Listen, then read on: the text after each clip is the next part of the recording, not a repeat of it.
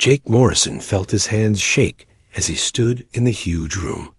The walls were made of some kind of crystal that glowed with soft blue light. Above him, the ceiling stretched so high he could not see the top. Around him sat creatures from across a galaxy, each one stranger than the last. Some looked like giant lizards with sharp teeth. Others floated in the air like jellyfish made of light. There were beings that looked like walking trees, with eyes all over their bark. Metal robots sat next to creatures that seemed to be made of pure energy. Jake had never seen anything like this in his life. He was the first human to ever speak to the Galactic Council. Earth had only learned about aliens 6 months ago when their ships appeared in the sky. Now Jake was here to ask if humans could join their group of planets. The leader of the council was called Ziktar. He was 8 feet tall and covered in green scales. His yellow eyes looked down at Jake like he was studying a bug. When Ziktar spoke, his voice was so deep it made the floor shake. "So human," Ziktar said slowly. "You want to join our alliance. Your people are new to space travel. Your weapons are weak. Your ships are slow. Tell us why we should let you join." Jake tried to keep his voice steady. He had practiced this speech 100 times on the trip here. Our planet Earth has many things to offer. We have studied life for thousands of years. Earth has more kinds of living things than any other planet we know about. A creature that looked like a giant squid made a sound like laughing. Living things? What use are those? We need strong allies, not biology lessons. Jake pressed a button, and a picture appeared in the air above his head. It showed a colorful butterfly sitting on a flower. We have over 1 million different kinds of insects on our planet. Each one is special and has learned to survive in different ways. The room exploded with noise. The lizard-like beings made hissing sounds. The robot creatures made beeping noises that Jake realized was their way of laughing. The floating jellyfish things pulsed with bright colors as they shook with amusement. "Insects?" roared Ziktar. "Those tiny little things? We have seen your insects, human. They are weak and useless. A small wind can kill them. They have no armor, no weapons, no strength at all." A creature that looked like a walking tree with too many eyes spoke up. Its voice sounded like wood creaking in the wind. "We studied your world before we came to meet you. Your insects are the most pathetic life forms we have ever seen. They cannot fight. They cannot think. They die if you look at them wrong." Jake felt his face turn red. Dr. Lisa Parker, who had come with him, stepped forward. She was brave and smart, and Jake was glad she was there. "You are wrong," she said firmly. "Our insects may be small, but they are not weak. They have survived on Earth for millions of years. They can do things that would surprise you." The council members looked at each other and made more laughing sounds. A blue creature with too many arms waved them all around as it spoke. "Child, we have conquered planets with monsters that could eat your biggest animals for breakfast. Your tiny bugs are nothing to us. They are like toys for our children to play with." Ziktar stood up, making himself look even bigger and more scary. "We have weapons that can destroy stars. We have ships that can travel faster than light. We have soldiers that can survive in the vacuum of space. And you offer us insects?" The laughter got louder. Jake could hear creatures making jokes in languages he did not understand. He felt small and embarrassed. All his preparations seemed worthless now. "Perhaps," said a silver robot with red glowing eyes, "we should take some of these insects back. With us, our young ones would find them amusing. They could watch them crawl around in little boxes." Lisa's hands became fists. "Our insects are not toys. Some of them are more dangerous than you think. We have species that can kill creatures much larger than themselves." This made the aliens laugh even harder. A creature that looked like a giant Worm covered in slime spoke in a voice like bubbling mud. Dangerous? Your insects? What can they do? Tickle us to death? Jake tried one more time. There are insects on Earth that even humans fear. We have ants called bullet ants that cause so much pain when they bite that people pass out. We have wasps that can kill with their stings. We have spiders that can eat birds. Enough!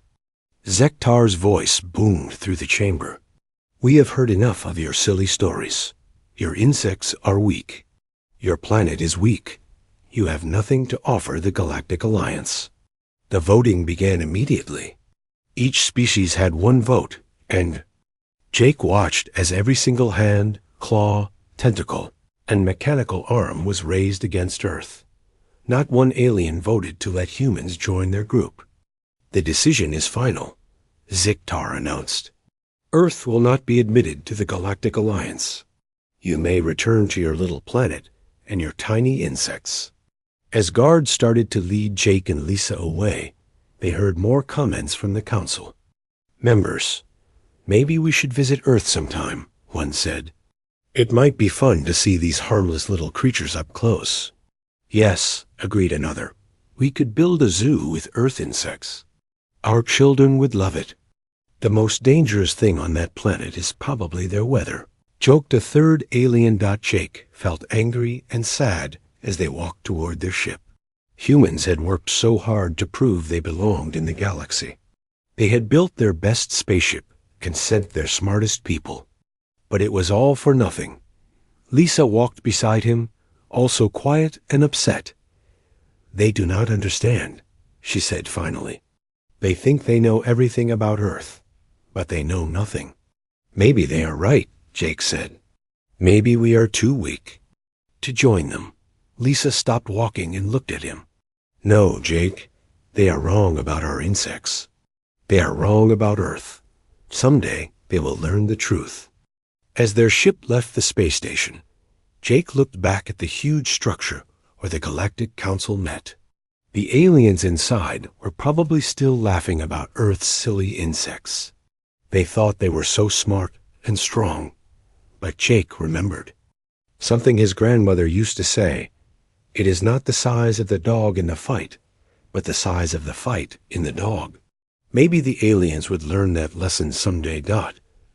He did not know that in just a few months, the Galactic Council would send a ship to Earth to collect some of those harmless insects they had laughed about. And when they did, everything would change forever. 3 months after the humans left, Captain Mordak received his orders from the Galactic Council. He was young for a Krillian, with bright purple scales that showed his excitement. This was his first real mission as a ship captain, and he wanted to do well. We are going to Earth, he told his crew, as they gathered in the main room of their ship. The Council wants us to collect some of the insects the humans talked about. They plan to put them in a zoo for entertainment. The crew was made up of young scientists from different planets. Dr. Syra was a Vorthan who floated in the air like a jellyfish. Her body was see-through and glowed with soft pink light. She was the ship's life science expert. Captain, Doctor, Syra said in her musical voice, should we study the insects first? The humans seemed to think some of them were special. Mordak waved his clawed hand like he was brushing away a fly. Special? They are just insects, Syra. The humans were trying to make themselves sound important. All Earth bugs are the same. Tiny, weak, and harmless. Brolix, the ship's collections specialist, laughed loudly. He was from a planet with very strong gravity, so he was built like a mountain of muscle. His people were known for being tough, and not afraid of anything. I cannot wait to see these scary Earth insects, he said with a grin. Maybe they will try to tickle me. The ship's computer expert was named Klix. He was a Zentari, which meant he had 6 arms and was very good with technology. The humans mentioned something called bullet ants, he said, checking his datapad. They said these ants were named after weapons. This made the whole crew laugh. Weapons? Mordak said, wiping tears from his eyes. They named bugs after weapons? How cute. What is next? Missile mosquitoes? Bomb beetles? Dr. Syra was not laughing. She had studied many different life forms and knew that evolution could create surprising things. Perhaps we should be careful, she suggested. Even small creatures can be dangerous if they have evolved the right defenses. Syra, you worry. Too much, Mordak said. We are from advanced civilizations. We have conquered entire star systems. We have fought monsters that could swallow spaceships. A few tiny Earth bugs are not going to hurt us. The ship traveled through space for 2 weeks before reaching Earth. The planet looked blue and green and white from space, covered in clouds and oceans. It was pretty, but Mordak thought it looked boring compared to the more exciting planets he had visited. Scanning for insect populations, Clix reported from his station. I am finding millions of different signals. There are bugs everywhere on this planet. Perfect, Mordak said. We will land in an area with lots of insects and collect whatever we find. The council wants variety, so we will grab a little bit of everything. They chose to land in a place called the Amazon rainforest. Their sensors showed it had more insects than anywhere else on Earth. The forest was hot and wet and full of sounds from animals they could not see. The air is thick with water, complained Brolix as they set up their collection equipment. How? Do the humans breathe in this soup? Earth creatures are adapted to their environment, Dr. Syra explained. They have evolved to live in conditions that would be difficult for us. The team began collecting insects immediately. They had special containers that could hold thousands of different creatures. Their advanced technology made the job easy. They used stunning beams to make the bugs sleep, and scooped them up with collection nets. Look at all these colorful ones, Clix said, pointing to a group of butterflies. They are so pretty. The children back home will love them.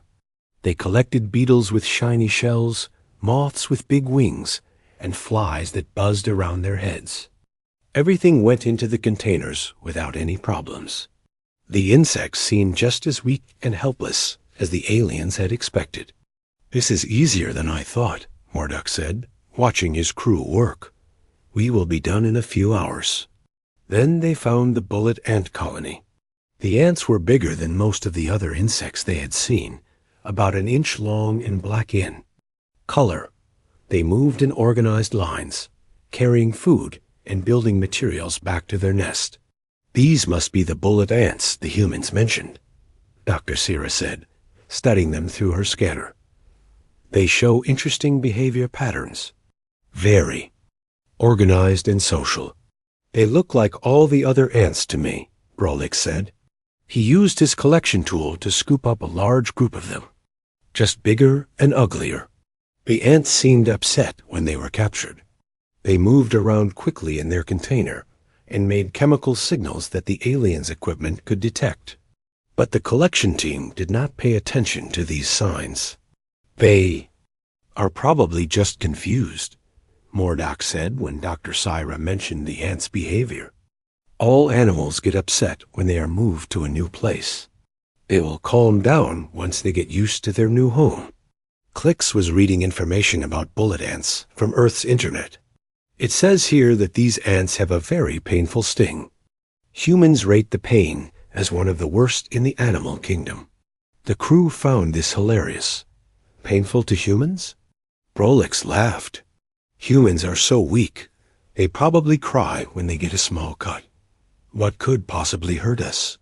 The article says the pain is so bad that people sometimes pass out. Clix continued reading. They call it the most painful insect sting in the world. Humans are such babies, Mordak said, shaking his head. They are afraid of everything. Rain, heat, cold, tiny insects. It is amazing they ever left their planet. Dr. Syra was still watching the bullet ants in their container. They had not calmed down like the other insects. Instead, they seemed to be getting more agitated. They were moving in patterns that looked almost like they were planning something. Captain, she said carefully, I think we should study these ants more before we take them back to the station. Their behavior is unusual.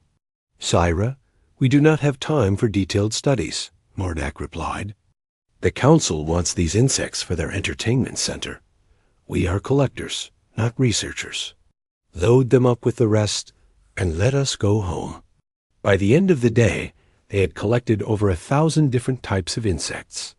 Butterflies, beetles, ants, flies, mosquitoes, wasps, and many others were all stored in their ship's cargo hold.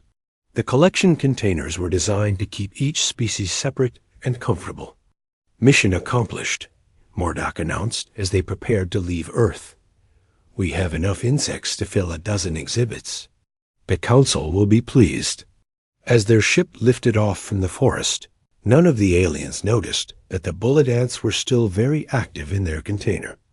While other insects had settled down for the journey, the ants continued to move around and send chemical signals to each other. Dr. Syra did notice, but she decided not to mention it again. She had already tried to warn the captain, and he had not listened. She hoped that the containment systems would be strong enough to handle whatever the ants were planning. The ship headed back toward the space station where the new Earth insect exhibit would be built. The journey would take 2 weeks, giving the crew time to prepare their report for the council. This was the easiest mission I have ever been on, Mordak said as they entered hyperspace. Earth insects are exactly what we expected, harmless, boring, and perfect for entertainment. If he had been paying attention to the cargo hold, he might have noticed that the bullet ants had stopped moving around randomly. Instead, they had organized themselves into military formations, as if they were preparing for war. The Galactic Entertainment Complex on Station Nexus 7 was the biggest amusement center in the galaxy. Millions of beings from hundreds of different worlds came there every year to have fun and see amazing things. The station was huge, with thousands of different attractions and exhibits. Manager Korth was in charge of the new Earth insect exhibit. He was a bureaucrat, which was a species that loved rules and procedures, but hated spending money. Korth had small beady eyes and gray skin that always looked worried. The Earth insects will be our biggest attraction this year, Korth told his staff as they prepared for the grand opening.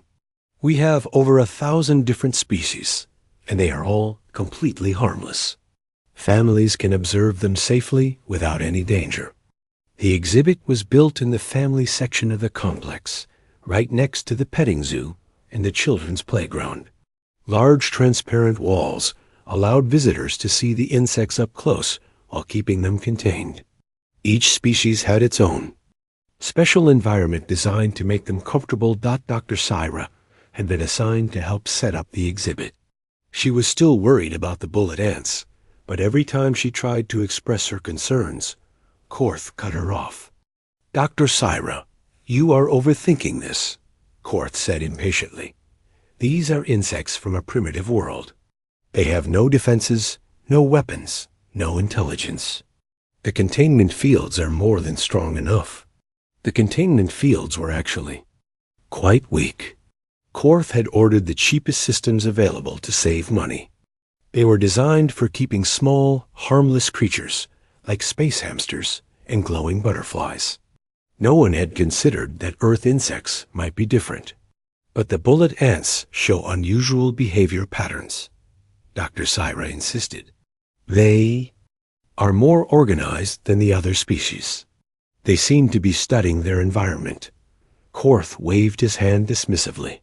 All animals study their environment. It is normal behavior. You are seeing problems where none exist. The grand opening was scheduled for the weekend, and advertising had been running for weeks.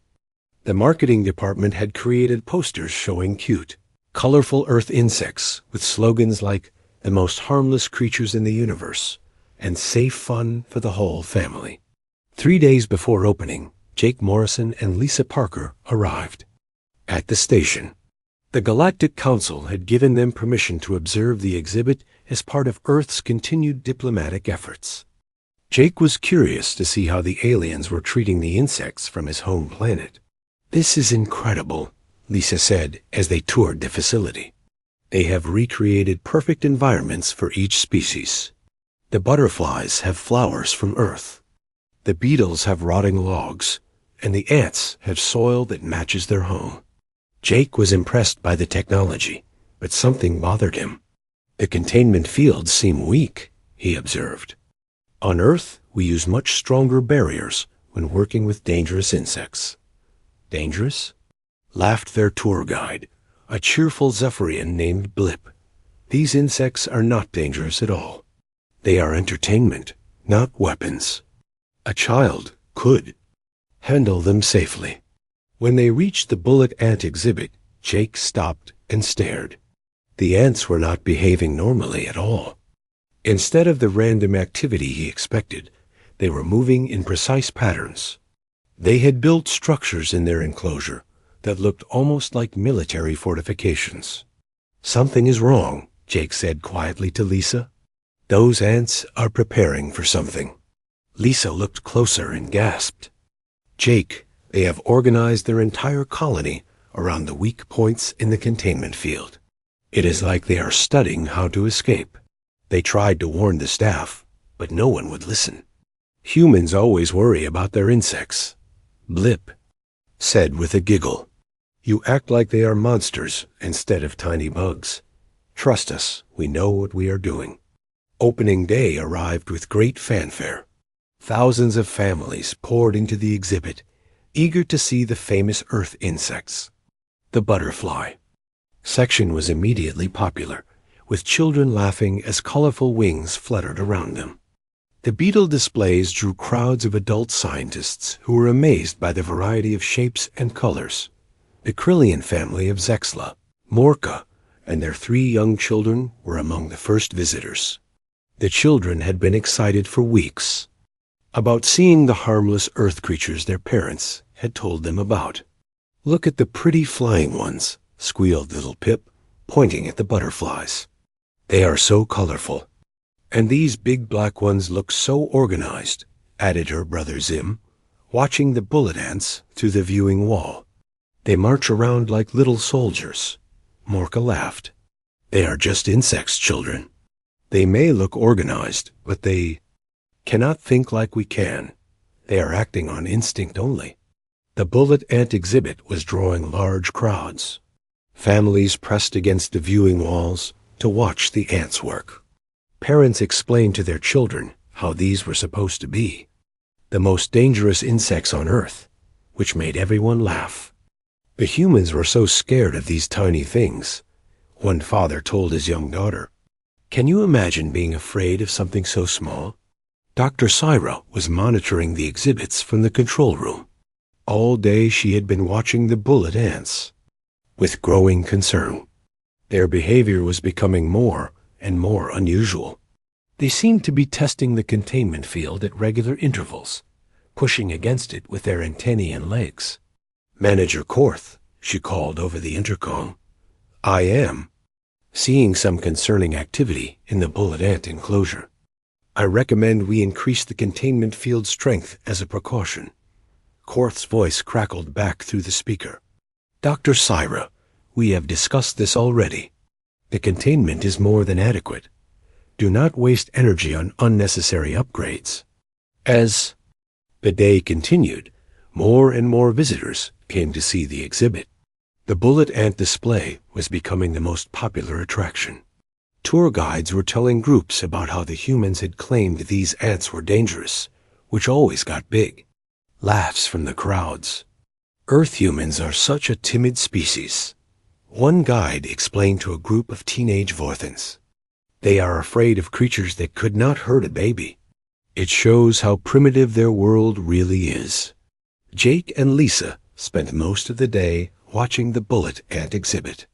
They could see what the aliens could not. The ants were not just randomly active. They were conducting reconnaissance. Small groups of ants would approach the containment field, test it, and then return to report to the others. "They are mapping the entire containment system," Lisa whispered to Jake. This is not normal ant behavior. They are planning something. We have to warn someone, Jake said urgently.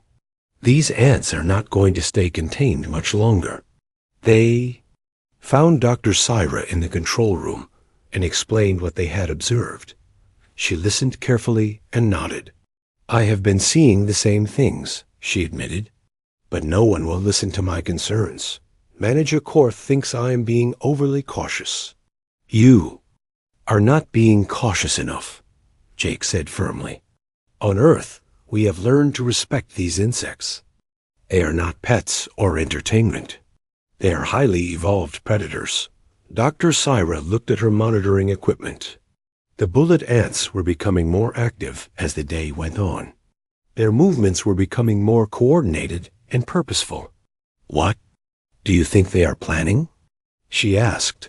Lisa studied the displays showing the ants' positions. I think they are preparing to break out. And when they do, they are going to defend their territory like any military unit would. As closing time approached, the crowds began to thin out. Families headed home, tired but happy after a day of looking at the harmless Earth insects.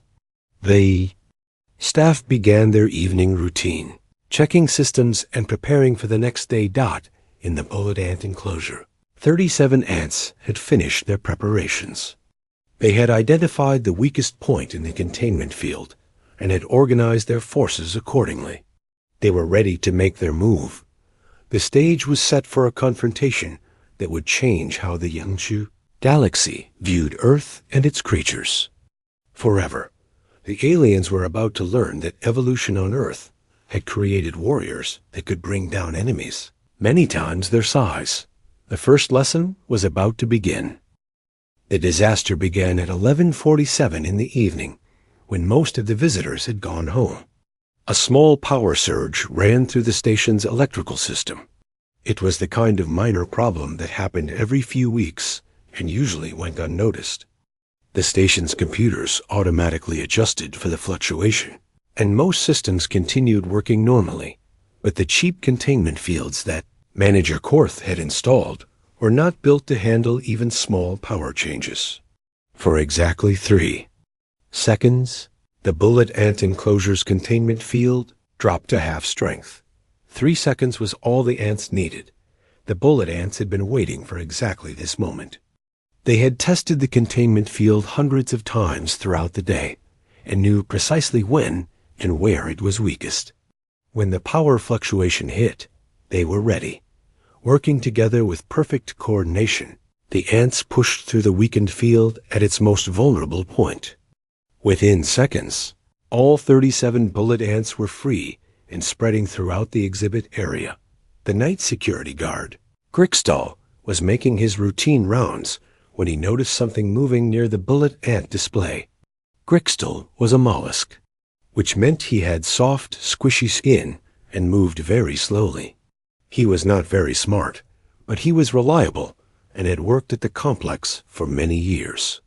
Huh, Grickstall said to himself, squinting at the display. Something looks different about the ant box. He moved closer, his eye stalks extending to get a better look. The containment field looked normal from the outside, but the ants inside seemed to be gone. Grickstall was confused. Where could they have gone? Without thinking, he reached toward what he thought was still a secured area to check if the ants were hiding somewhere.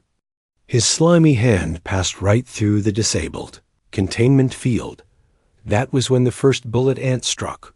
The ant's stinger penetrated Grickstall's soft skin like a hot needle.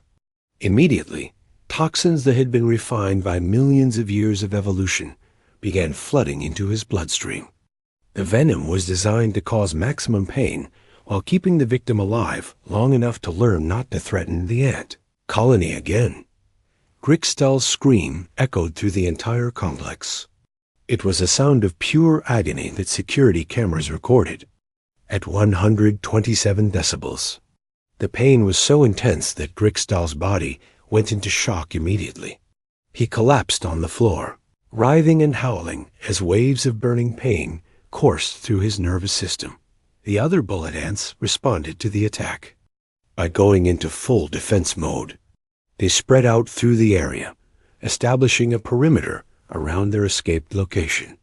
Their millions of years of evolution had taught them to work together when threatened, and they considered the entire exhibit area to be under invasion. The first alien families to encounter the escaped ants were the Hendersons, a Zephyrian family, who had stayed late to let their children play in the adjoining recreation area. Little Crystalline Henderson was the first to see the small black shapes moving across the floor. "Mommy, look at the pretty bugs," she said, reaching down to touch. One, the bullet ant that stung Crystalline was only defending itself, but the result was devastating.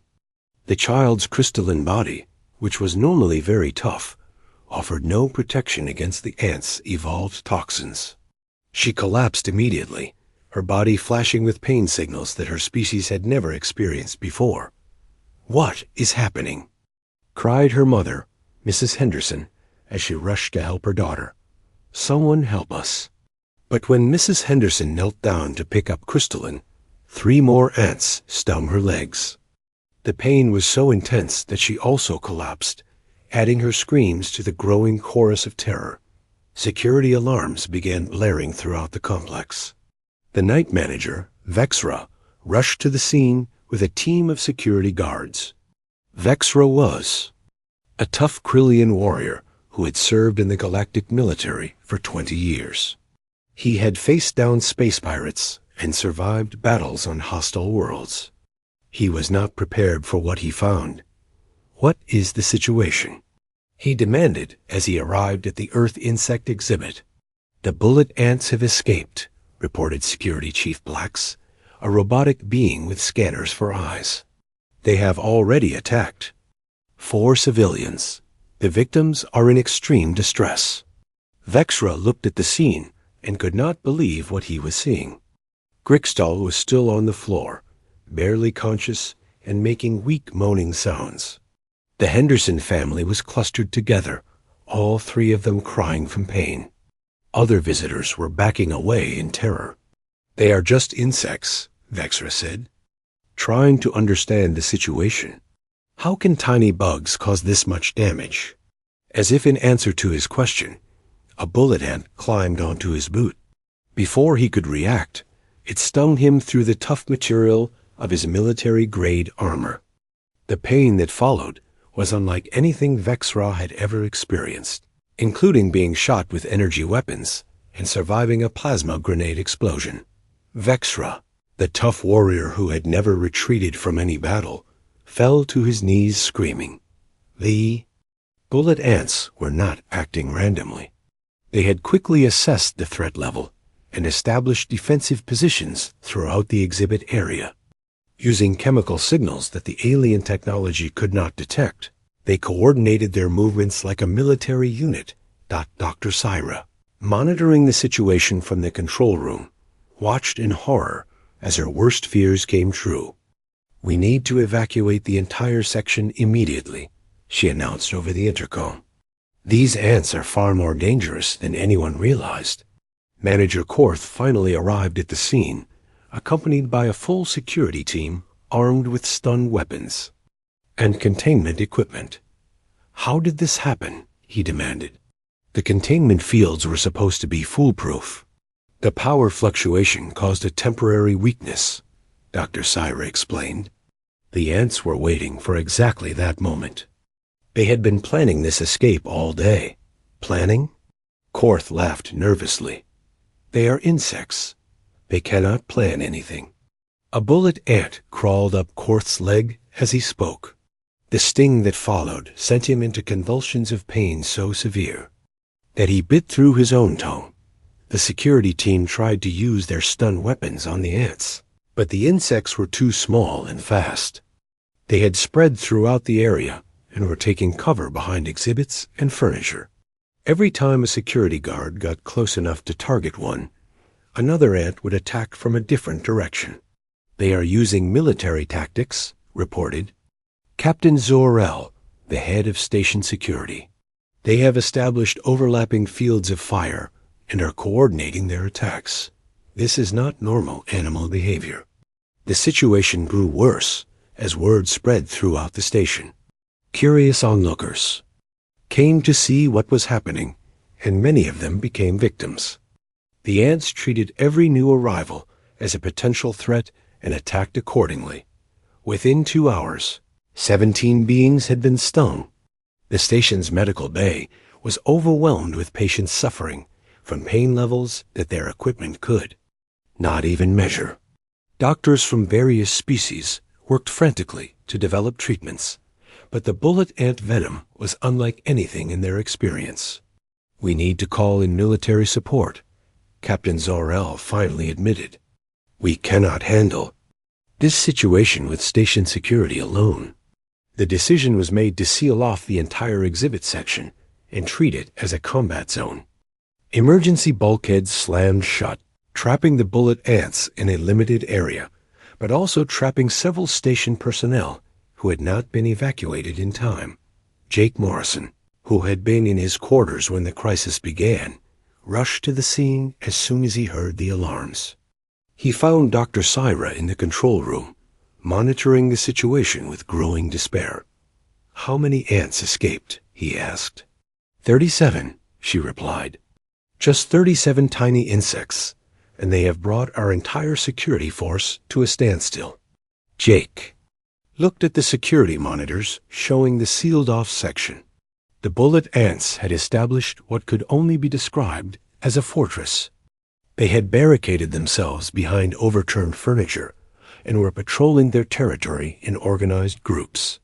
"They are not going to give up," Jake said quietly.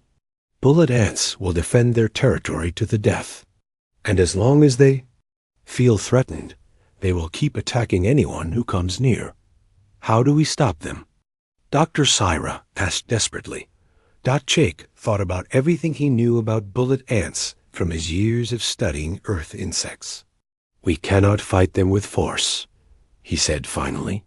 "We have to find a way to communicate with them. We have to convince them that we are not a threat." In the sealed section, the 37 bullet ants maintained their defensive positions. They had successfully driven off multiple attacks and established complete control over their territory. From their perspective, they had won a great victory against overwhelming odds, but the battle was far from over. More security forces were on their way, and the aliens were beginning to understand that they were facing an enemy unlike anything they had ever encountered before. The tiny warriors from Earth had announced their presence to the galaxy in the most dramatic way possible. Now the real test would begin. The crisis continued for 18 long hours. News of the situation spread throughout the galaxy as military units from 3 different species tried and failed to retake the exhibit section from 37 bullet ants. Admiral Kexther, the most decorated military commander in the Galactic Alliance, arrived with a full battalion of elite troops. He was a massive Krillian warrior who had conquered 12 different worlds and never lost a battle. His soldiers carried the most advanced weapons in the galaxy. "How many enemy troops are we facing?" the Admiral asked as he reviewed the situation reports. 37, sir," replied his aide, a nervous young officer named Subcommander Yix. Admiral Kexther stared at the aide for a long moment. 37 what? Regiments? Battalions? "Individual soldiers, sir. They are insects from the planet Earth." The Admiral's laugh was cut short when he saw the casualty reports. Over 40 beings had been stung by the bullet ants, and many were still in the medical bay, unable to function due to ongoing pain. His own scouts had tried to enter the sealed section 3 times and had been driven back each time. "Sir," Subcommander Yix said carefully, "the insects appear to be using advanced military tactics. They have established defensive positions, set up ambush points, and are coordinating their attacks with precision that our analysts cannot explain." Admiral Kexther studied the tactical displays showing the bullet ants' positions. What he saw made no sense.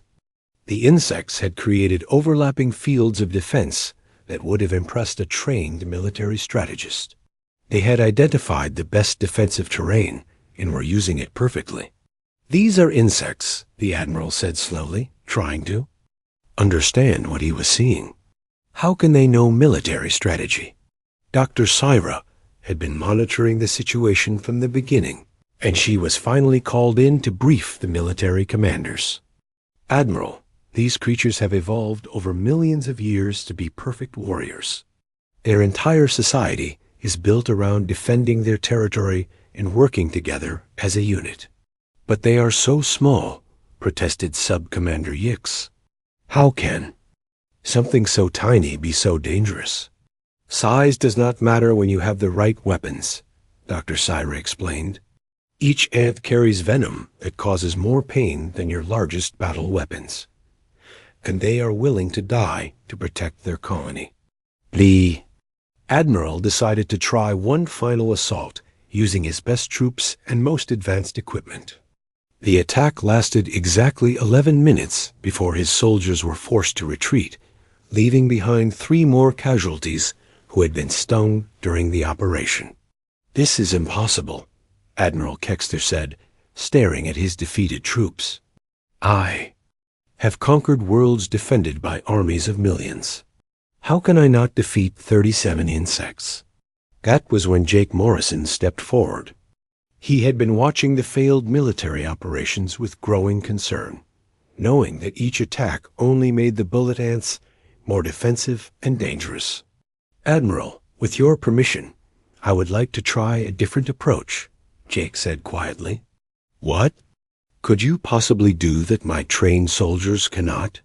the Admiral asked, his pride clearly wounded.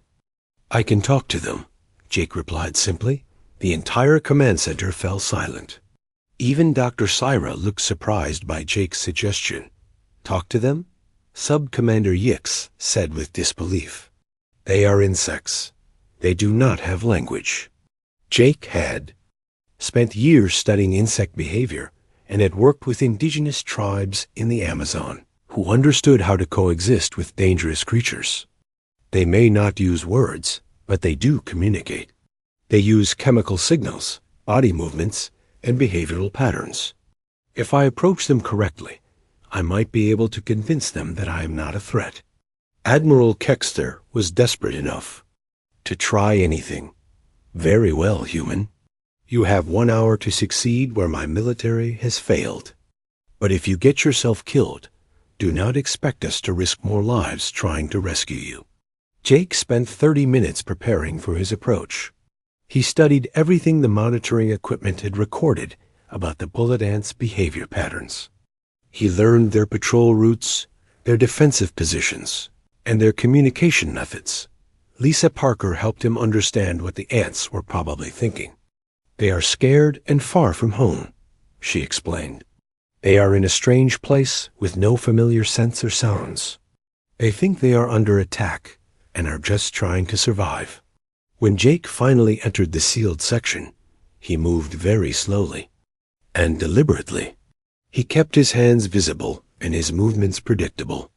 He had learned from Amazonian guides that sudden movements were seen as threats by territorial insects.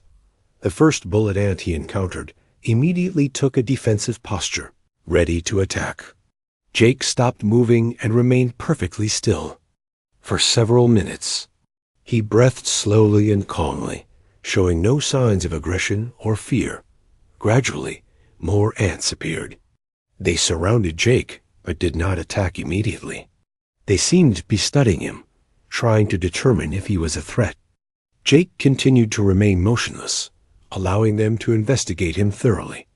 After what felt like hours, but was actually only 20 minutes, Jake began to move again. He moved with the slow, deliberate motions he had learned from watching. Indigenous people interact with dangerous insects. He was showing respect for the ants' territory and acknowledging their dominance. The breakthrough came when Jake began to mimic some of the ants' own behavioral signals. Using movements he had observed through the monitoring equipment, he tried to communicate that he was not there to fight. He was there to help. The watching military commanders could hardly believe what they were seeing. The fierce insects that had defeated their best troops, were now allowing a human to walk among them freely. How is he doing that? Admiral Kexter asked in amazement. He understands them, Dr. Syra replied with admiration. He is treating them with the respect they deserve. Jake spent the next several hours working with the bullet ants to create a solution that would work for everyone. Using pheromone samples and environmental materials, he began constructing a temporary habitat that would meet the ants' needs while allowing them to be safely contained. The key was giving the ants a choice.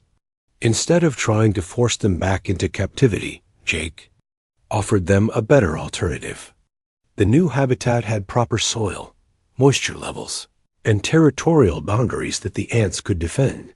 One by one, the bullet ants began to move into the new habitat. They inspected every part of it carefully before deciding it was acceptable. When the last ant had voluntarily entered the new enclosure, Jake sealed it with containment fields that were much stronger than the original ones. The evacuation of the bullet ants was conducted with full military honors. Security forces treated each insect with the same respect they would show to a dangerous weapon. Medical teams worked around the clock to treat the victims, many of whom would carry the memory of bullet ant pain for the rest of their lives. 3 days later, Jake found himself once again standing before the Galactic Council. But this time, the atmosphere was completely different. Council members who had laughed at him before now listened with careful attention. Dr. Morrison, Zektar began, his voice carrying none of its previous mockery. We owe humanity a formal apology. We severely underestimated your world's biological capabilities. Jake looked around the chamber at the assembled representatives. Many species had sent their highest-ranking officials instead of junior diplomats. Everyone wanted to hear what the human had to say. Counselors, Jake said with quiet dignity, the bullet ant is just one of over 12,000 species of ants on Earth. We also have wasps that can kill with a single sting, spiders that can paralyze creatures 50 times their size, and beetles that can survive in environments that would destroy most technology. The chamber was completely silent. Several counselors were taking notes, and Jake could see fear in the eyes of beings who had previously considered humans to be primitive and weak. Lisa stepped forward with her tablet full of data. Furthermore, our insects represent only a small fraction of Earth's defensive capabilities. We have not even discussed our marine life, our reptiles, our mammals, or our microscopic organisms. Counselor Fex, the tree-like being who had mocked Earth's insects, raised a trembling appendage. Dr. Morrison, on behalf of the entire Galactic Council, I would like to formally invite humanity to join our alliance. We believe your world's biological expertise would be invaluable to our collective security. We have also prepared a full diplomatic package, added Counselor Vexney, a floating energy being. Earth will be granted immediate membership with full voting rights and access to all Alliance technologies and trade agreements. Jake exchanged a meaningful look with Lisa before responding. We would be honored to join, counselors. Earth looks forward to sharing our knowledge and learning from your civilizations. As the Council voted unanimously to accept humanity's membership, Jake reflected on how much had changed. A few months ago, these same beings had laughed at the idea that Earth had anything valuable to offer. Now they were offering full partnership, out of respect for what 37 tiny insects had accomplished. There is one condition to our membership, Jake added as the celebration began. Earth's insects and other life forms must be treated with respect and dignity. They are not toys or entertainment. They are the products of millions of years of evolution, and they deserve to be studied and admired.